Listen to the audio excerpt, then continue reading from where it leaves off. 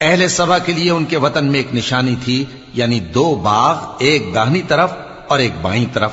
کہا گیا کہ اپنے پروردگار کا رزق کھاؤ اور اس کا شکر کرو، یہاں تمہارے رہنے کو یہ پاکیزہ علاقہ ہے اور وہاں بڑا بخشنے والا مالک۔ تو انہوں نے شکر گزاری سے منہ پھیر لیا، پس ہم نے ان پر بند توڑ سیلاب چھوڑ دیا، اور انہیں ان کے باغوں کے بدلے 2 ایسے باغ دیے جن کے میوے بدمزہ تھے اور جن میں کچھ تو جھاؤ کے پیڑ تھے اور تھوڑی سی بیریاں۔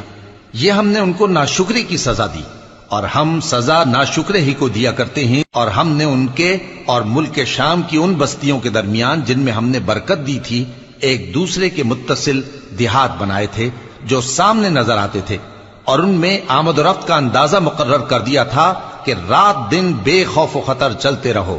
تو انہوں نے دعا کی کہ اے پروردگار ہماری مسافتوں میں دوری پیدا کر دے، اور اس سے انہوں نے اپنے حق میں ظلم کیا، تو ہم نے انہیں نابود کر کے داستان بنا دیا اور انہیں بالکل منتشر کر دیا۔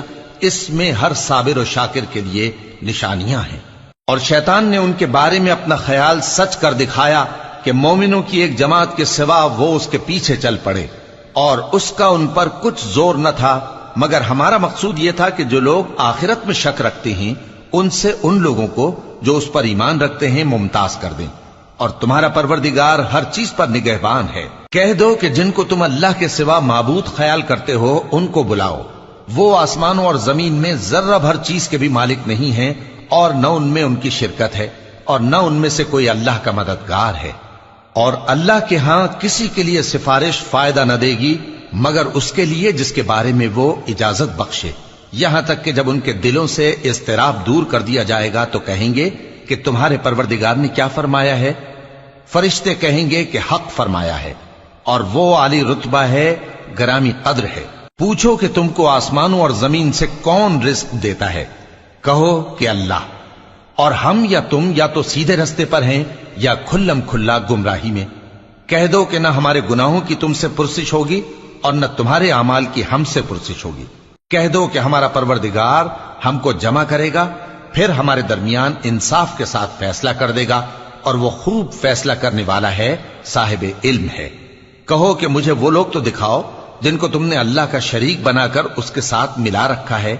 کوئی نہیں، بلکہ وہی اللہ غالب ہے، حکمت والا ہے۔ اور اے محمد صلی اللہ علیہ وآلہ وسلم، ہم نے تم کو تمام لوگوں کے لیے خوشخبری سنانے والا اور ڈرانے والا بنا کر بھیجا ہے، لیکن اکثر لوگ نہیں جانتے، اور کہتے ہیں اگر تم سچ کہتے ہو تو بتاؤ یہ قیامت کا وعدہ کب پورا ہوگا؟ کہہ دو کہ تم سے ایک ایسے دن کا وعدہ ہے جس سے نہ ایک گھڑی پیچھے رہو گے اور نہ آگے بڑھو گے۔ اور جو کافر ہیں وہ کہتے ہیں کہ ہم نہ تو اس قرآن کو مانیں گے اور نہ ان کتابوں کو جو اس سے پہلے کی ہیں، اور کاش ان ظالموں کو تم اس وقت دیکھو جب یہ اپنے پروردگار کے سامنے کھڑے ہوں گے اور ایک دوسرے پر الزام دھر رہے ہوں گے۔ جو لوگ کمزور سمجھے جاتے تھے وہ بڑے لوگوں سے کہیں گے کہ اگر تم نہ ہوتے تو ہم ضرور ایمان لے آتے۔ جو لوگ بڑے بن بیٹھے تھے وہ کمزوروں سے کہیں گے کہ بھلا ہم نے تم کو ہدایت سے جب وہ تمہارے پاس آ چکی تھی روکا تھا؟ نہیں، بلکہ تم ہی گناہ گار تھے۔ اور کمزور لوگ ان بڑے لوگوں سے کہیں گے نہیں، بلکہ تمہاری رات دن کی چالوں نے ہمیں روک رکھا تھا۔ جب تم ہم سے کہتے تھے